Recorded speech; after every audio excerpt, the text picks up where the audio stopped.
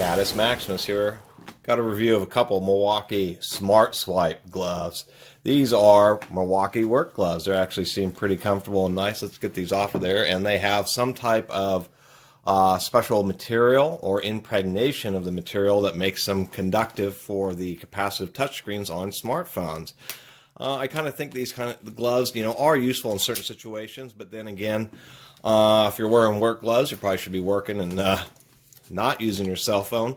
In addition to the fact that work gloves will be embedded with a whole bunch of grit, thus scratching the heck out of any screen or screen protector you have. There's definitely a difference in quality of these two gloves.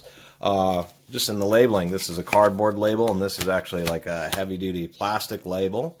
We got a couple different part numbers. I'll include those in the description.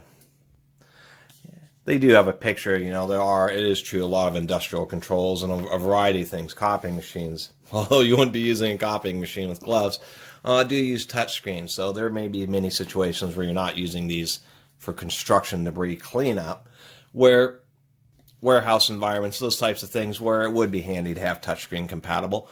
One thing to mention is that's going to increase the conductivity of the gloves. So you do want to be definitely careful with these.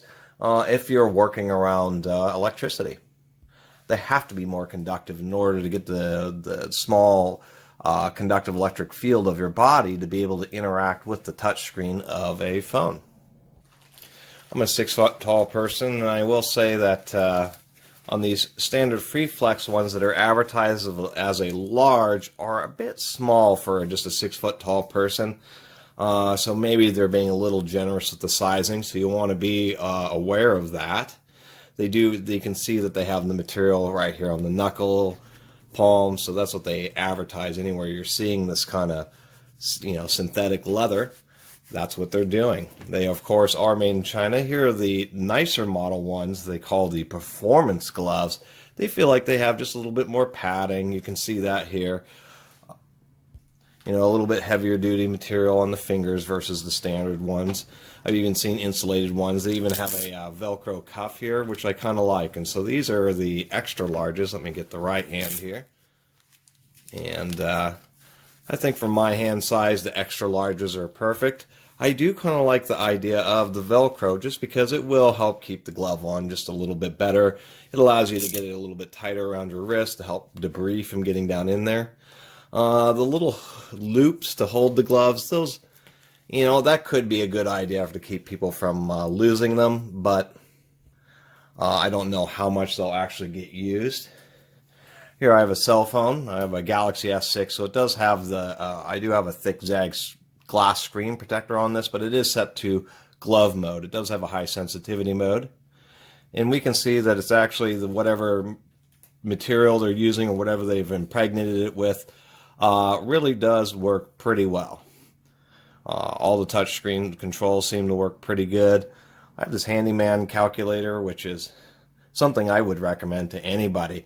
It just has all these different little tools, calculators related to construction, just all sorts of stuff, things that just make it a little bit easier, where you can calculate areas and put in the size of your boards, and it'll quickly tell you how many boards and how much loss that you're going to have. And so it's been a great app, and as we can see, as advertised, the gloves seem to work properly. As you use them and they get grit built up on them, you will lose touch sensitivity.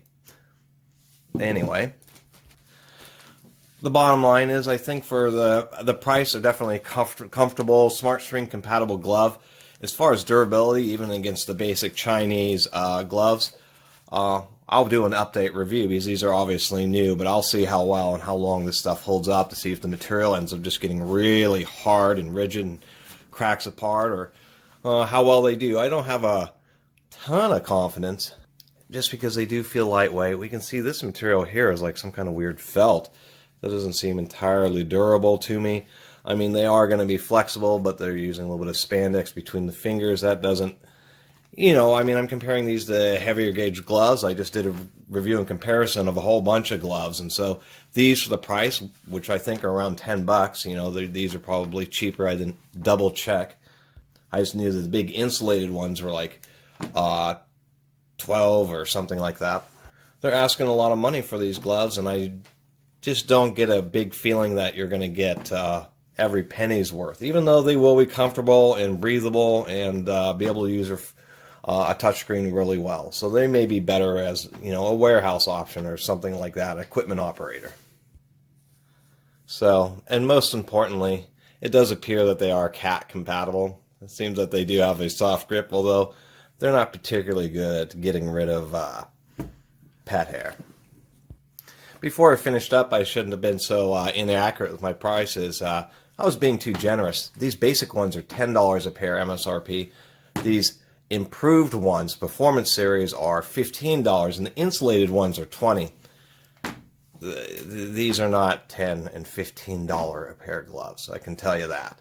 They're nice work gloves, but oh my goodness, that's a lot of money. Get yourself some real leather work gloves, some decent ones for that price.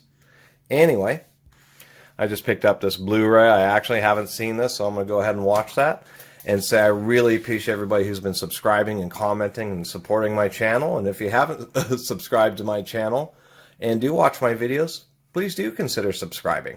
Until next time, Catus Maximus out.